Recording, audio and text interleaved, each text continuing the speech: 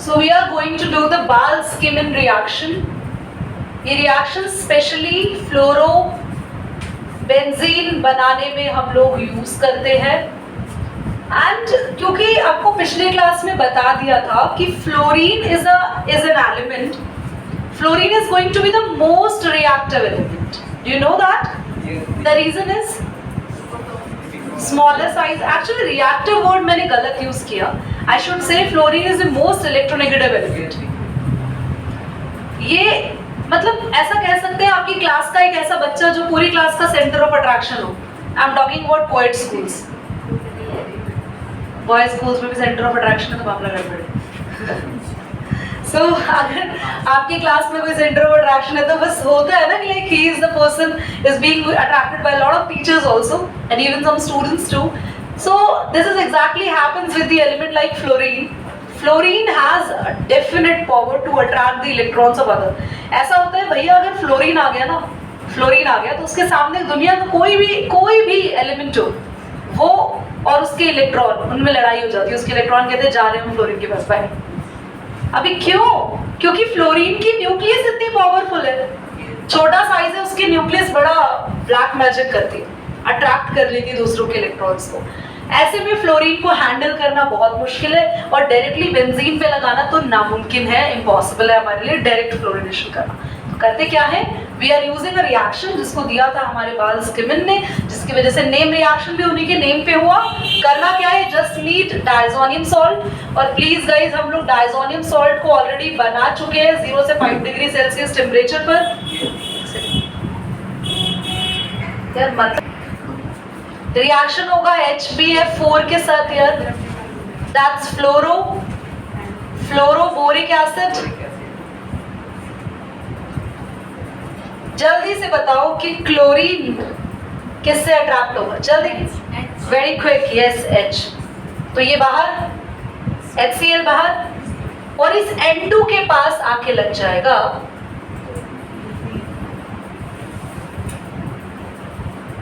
और इसका नाम क्या होता है? This is diazonium class. Benzene पे N2 है, दैट्स डायज़ोनियम. ध्रुव, तुमने डायज़ोनियम सॉल्ट का प्रिपरेशन लास्ट क्लास में अटेंड नहीं किया था तो प्लीज किसी भी स्टूडेंट की नोटबुक जरूर चेक कर लेना हमने इसको कैसे प्रिपेयर किया हुआ है.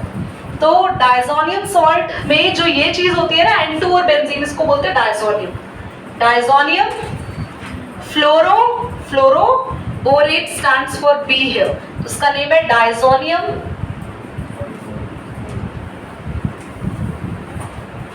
Fluoroborate. Just need to heat it. भाई जैसे ही हीट करेंगे सबसे पहले कौन सी गैस है जिसको जबरदस्ती बिठा के रखा है बाहर निकलेगी? N2 gas. पिछली क्लास में पढ़ लिया था, नाइट्रोजन गैस सबसे ज्यादा बाहर निकलेगी. साथ ही में हमें चाहिए बेंजीन पे एक फ्लोरीन, तो रोक लो ना. एक फ्लोरीन बना किसने किया है? ये यही रुकेगा और हमारे पास BF3 बाहर. So this is the product. ठीक है, give it a pause and I think पर हमने complete कर ली है सारी preparation of haloalkanes and haloarenes and in the next class आपको ये सारी preparations पढ़कर आनी. Okay, पढ़कर आना. Next हम लोग अब पढ़ने वाले physical properties of haloalkanes. Okay, करिए एक सेकेंड के लिए इसको pause बच्चे. पता है ये छोटी छोटी चीजें बहुत वैल्यू करती है तुम लोगों के आगे कॉम्पिटिटिव एग्जाम्स के लिए. तो ध्यान यही देंगे. क्लास डायगोनली नहीं हो रही है, यहाँ हो रही है. So the question is now physical properties of haloalkanes. If I talk about haloalkanes, so सबसे पहली बात इनके अंदर कलर्स होते हैं. लाइक ब्रोमाइड्स कलरफुल होते हैं, इनके आयोडाइड्स भी कलरफुल होते हैं. एक्चुअली ना हैलोजेंस में जो chlorine, bromine, iodine they have a colour property. So they have colours. Haloalkanes generally colorful रहते हैं. Now, if I talk about their solubility, क्या ये पानी में घुलते हैं क्या? Do they dissolve in water? If I talk about solubility, okay, Anushka is saying no. मैं बात कर रही हूँ RX की. R stand for carbon chain. तुम्हें और कुछ आए ना आए, X से तुम्हें क्लियर होगी केमिस्ट्री के सेंस में. X stands for halogen. बाकी आपके बहुत सारे अलग अलग प्रकार के भांति भांति के एक्सप्रेस करोगे। सो हैलोजन की बात करते हैं तो जल्दी से क्लियर करें, कलर है ये बात कर चुके हैं। सॉल्युबिलिटी मैंने ये लिया CH3Cl में, इसको पानी में डिसॉल्व करना चाहती हूँ, क्या हो जाएगा, क्या हो जाएगा? अच्छा सुनो ध्यान से, मैं ना रटाना नहीं चाहती केमिस्ट्री को, मतलब मुझे नहीं चाहिए कि तुम हाँ या ना आंसर करो और मैं तुम्हें थम्स अप करो और तालियां बजवा दूं। यार ये चीज क्लियर करो, जब पानी में घुलने की बात आती है तो पानी में कौन सी चीज डिसॉल्व होती है? पोलर, ये हमने 11th में याद किया था। एंड व्हाट आर पोलर, जिन्हें नहीं पता उन्हें मैं थोड़ा सा अब बता दूं। पोलर यानी जिनके पास चार्जेस होते हैं, पॉजिटिव नेगेटिव चार्जेस होते हैं, चाहे वो चार्जेस कंप्लीट पॉजिटिव या कंप्लीट नेगेटिव हो या पार्शियल पॉजिटिव और पार्शियल नेगेटिव हो। पहली बात, बहुत ध्यान से इसको एनालाइज करने की जरूरत है, क्या यहाँ नेगेटिव और पॉजिटिव चार्जेस आने के चांसेस हैं? तो ऑफ कोर्स हैं, क्योंकि जितने भी हैलोजन होते हैं दे आर इलेक्ट्रोनेगेटिव।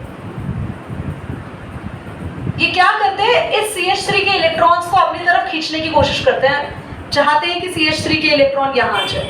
तो भाई CH3 तो तुम लोग रट लो, याद कर लो, दिमाग में सेट कर लो, CH3 तो बैंक है केमिस्ट्री में, बैंक जो हमें, और ऐसा बैंक जो लुटने को तैयार रहता है हमेशा, जिसको ये चाहता है कि मैं जब भी इलेक्ट्रॉन दे दूं, मतलब मुझसे कोई मांगे तो सही, मैं इलेक्ट्रॉन देने को रेडी हूँ। So it's like God for chemistry.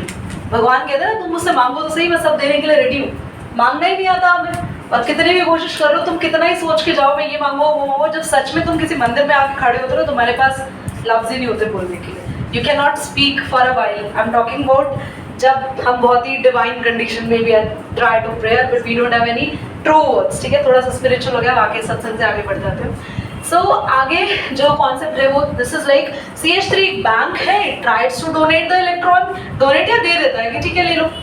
अभी क्लोरीन के पास इलेक्ट्रॉन थोड़े शिफ्ट हो गए तो ये पार्शियल नेगेटिव, ये पार्शियल पॉजिटिव, और जहां ये केस दिख रहा है ये पानी में डिसॉल्व होगा ही होगा। बट अब आगे आता है, नाम से सुनेंगे। यस, सॉल्युबिलिटी की बात करते हैं, दे डिसॉल्व्स, ठीक है बढ़िया। पर यार जितनी छोटी चेन वाला हैलोजन होगा ना उतना अच्छे से डिसॉल्व हो जाएगा। If I talking about chloromethane, घुलेगा, डिसॉल्व हो जाएगा आसानी से। But if I talking about chlorohexane, जितनी लंबी चेन होती जाती है ना, ये इतना प्रॉब्लम करती है पानी में उस चीज को घुलने में। अब दीदी क्यों ऐसा, मतलब प्रॉब्लम क्या आती है, व्हाट द प्रॉब्लम इज?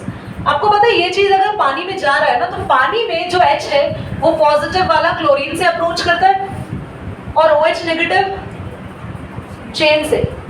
अब यार तुम्हें ना बड़ा सही दिखता है, तुम्हें दिखता है ऐसा ही होता है, चेन होती है, एक तरफ क्लोरीन ऐसे अकेला होता है। नहीं यार, ये 3D स्ट्रक्चर्स है, एटम्स 3D में लगे हुए हैं। तो क्लोरीन के आसपास अगर बहुत बड़ी चेन है, फॉर एग्जांपल इधर भी और इधर भी, क्लोरीन बीच में है, तो ये दोनों तरफ से घिरा हुआ है यार, तो इसके पास H+ नहीं आ पाएगा, स्टेरिक हिंड्रेंस हो जाएगा। कुछ ऐसा कि आप ऑटोग्राफ मांगने जा रहे हैं किसी ऐसे सेलेब से, वो is going to be surround by a fan, by a fan गलत बोला, बाय लॉट ऑफ फैंस, तो तुम घुस पाओगे क्या ऑटोग्राफ लेने के लिए? मुश्किल होगा ना तुम्हें। तो कुछ ऐसे यहाँ पर होगा, जितनी ज्यादा लंबी कार्बन चेन उतना ही घुलने में दिक्कत आएगी, एंड उसको केमिस्ट्री के टर्म में बोलते हैं स्टेरिक हिंड्रेंस।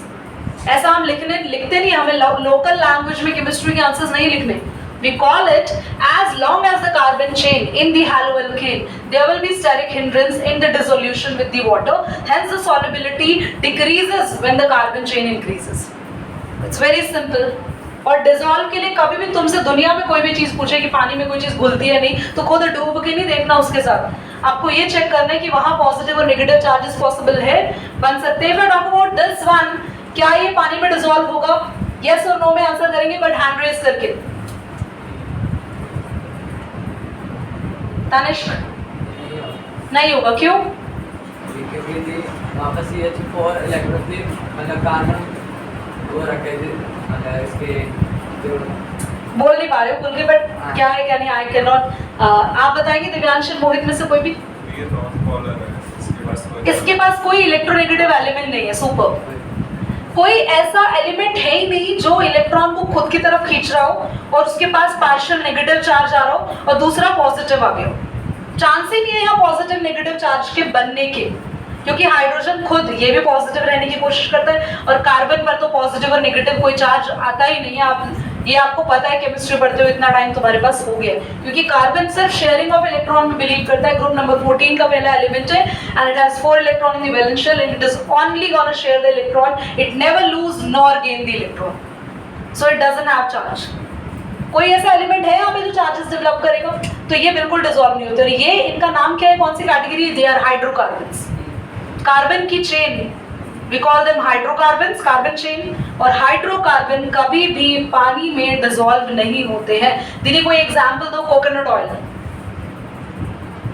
पानी में घुलता है, केरोसिन, केरोसिन देखा होगा तुम लोगों ने केरोसिन कभी, कोई भी oil, any oil, petrol, diesel, coconut oil, mustard oil, जितने भी ऑयल्स हैं सब हाइड्रोकार्बन की एग्जांपल है। घी, butter, everything will it dissolve in water or you can make it dissolve in the curry or the vegetable you are going to eat, in the dinner, lunch and every stuff you will found the oil and the ghee floats over the surface of the dish. That's why they are not able to dissolve because they all are hydrocarbons.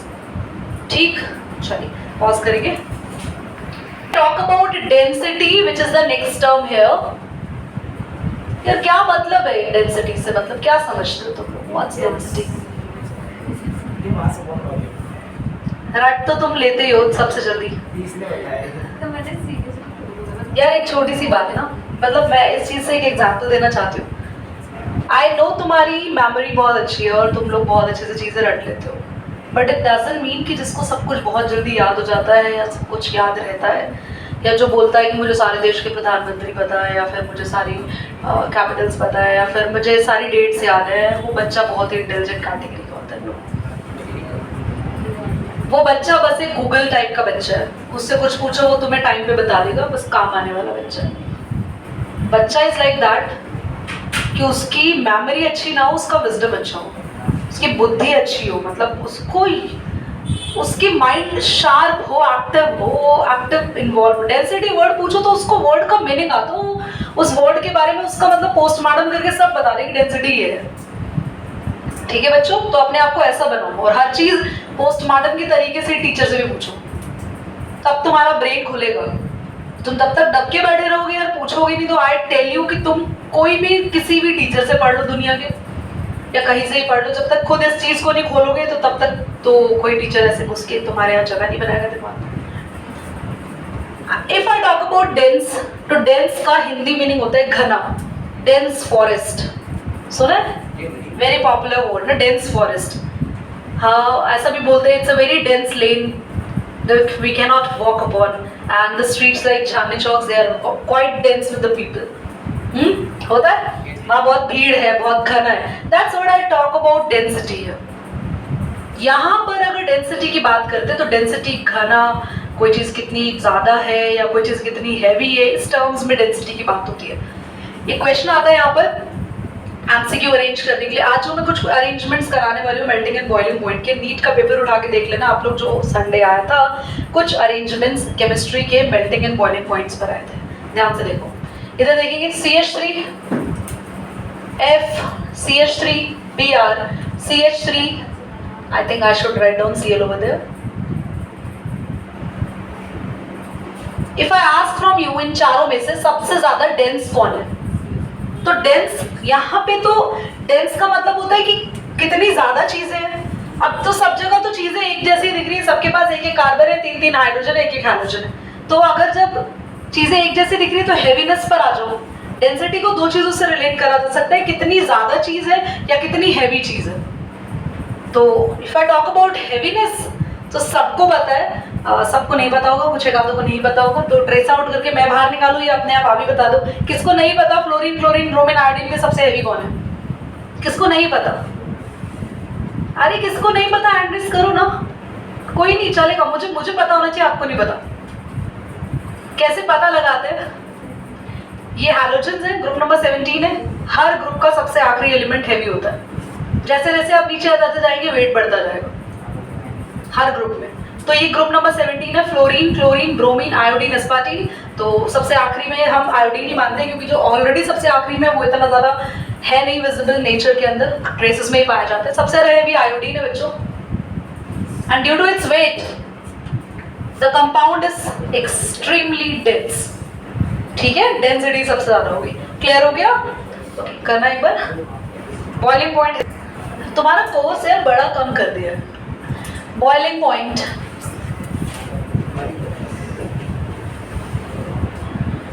Class, boiling point का सीधा सीधा relation जाना करो यार size से और surface area से. बस सीधा रिलेशन वहां से. Boiling point directly proportional to surface area, या फिर आई टॉक अबाउट साइज. ये आप ध्यान रखेंगे. जैसे जैसे सरफेस एरिया बढ़ेगा साइज बढ़ेगा. ऐसा क्या होता है इनके बढ़ने से? एक्चुअली इंटर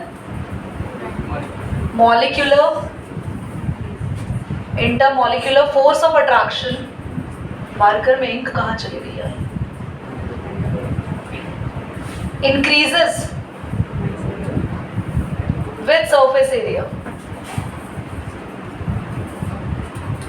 तो इंटरमॉलिक्यूलर फोर्स ऑफ अट्रैक्शन जो होती है वो सरफेस एरिया के साथ बढ़ती है, जिससे बॉइलिंग पॉइंट बढ़ता है. कुछ एग्जांपल के साथ डील करेंगे तो काफी अच्छे से समझ में आएगा. चलिए ध्यान देते हैं यहाँ पे.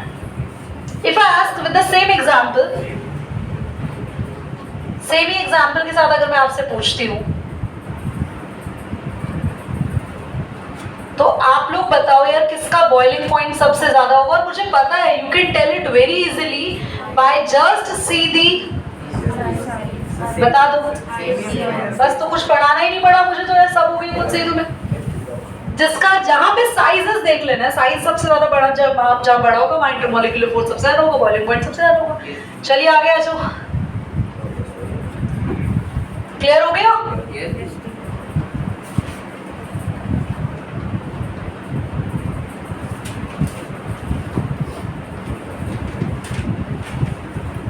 इसमें अरेंज करो. एक और दे रही हूं मैं आपको. ये दो आप लोग खुद से अरेंज करो. Till then I am going to ready the markers.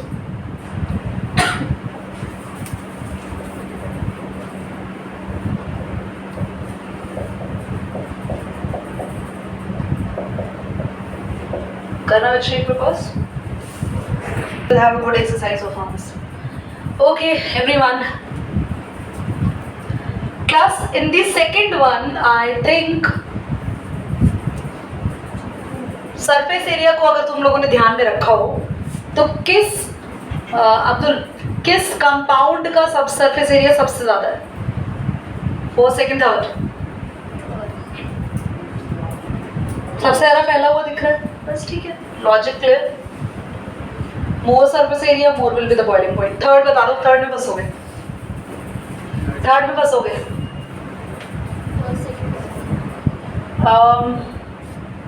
I think आपको लग रहा है उसका सबसे ज्यादा होगा. कितने बच्चों को थर्ड में इसका थर्ड कंपाउंड का बॉइलिंग पॉइंट सबसे ज्यादा लग रहा है in terms of surface area? और जिन्होंने मुझसे 11th में पढ़ा वो बिल्कुल सही आंसर करेंगे. मतलब मैंने पढ़ाया था यार ये, और मेरे को पता है उनमें से भी उन्हीं का आंसर आएगा जिन्होंने पढ़ा था. ध्रुव बोलो. Third. Okay. Divyansh second. Absolutely right. अभी कैसे बताऊं? इधर देखो. लिसन क्लास, ये जो तुम्हें दिख रहा है ना, ये बोर्ड पर दिख रहा है. अगर इसका 3D स्ट्रक्चर दिखाऊं तो C सेंटर में है. इसके पीछे लगा हुआ है एक CH3, एक CH3 आगे लगा हुआ है और एक CH3 ऊपर लगा हुआ है. ऐसे ही 3D स्ट्रक्चर है. स्ट्रक्चर में जितना ज्यादा लीनियर स्ट्रक्चर होता है ना, जितना लीनियर समझ रहे हैं ऐसे,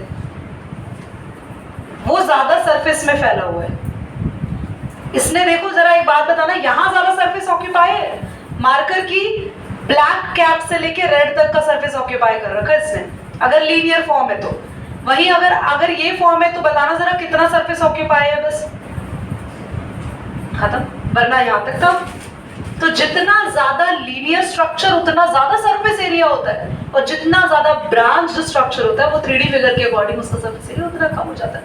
तो यहाँ पे द बॉइलिंग पॉइंट अगर मैं बोलूं सबसे ज्यादा किसका होगा, मैं नंबर्स के अकॉर्डिंग लिख रही हूं. सबसे पहले आएगा सेकंड, फिर फर्स्ट, लास्ट आएगा बल्कि थर्ड.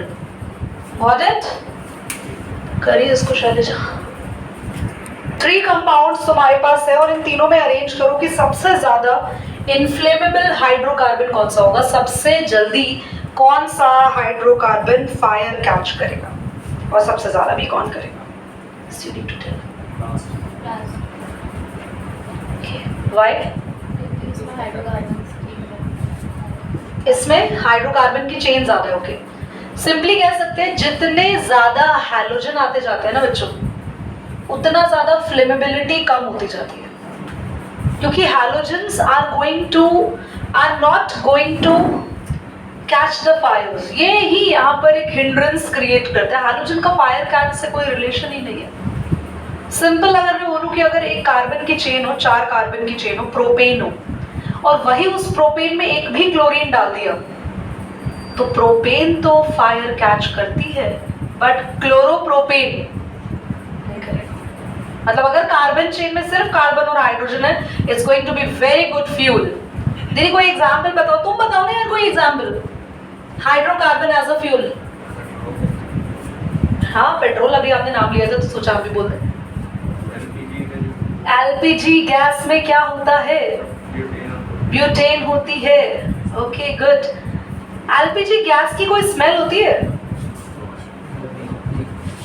वो ब्यूटेन गैस की स्मेल होती है ना सिलेंडर में.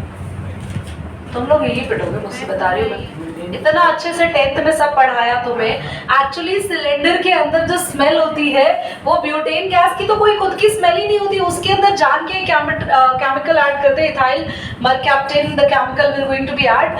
वो केमिकल का स्मेल है जिससे आपके घर के सिलेंडर में अगर लीकिंग होती है तो वो स्मेल आती है. अगर वो केमिकल ना डाले तो आपको कोई स्मेल नहीं आएगी और गैस आराम से आपके चारों तरफ फैल जाएगी और फिर पता नहीं क्या होगा.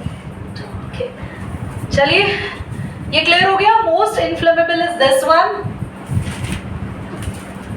इसका रीजन है, इसका रीजन क्या है? As number of halogen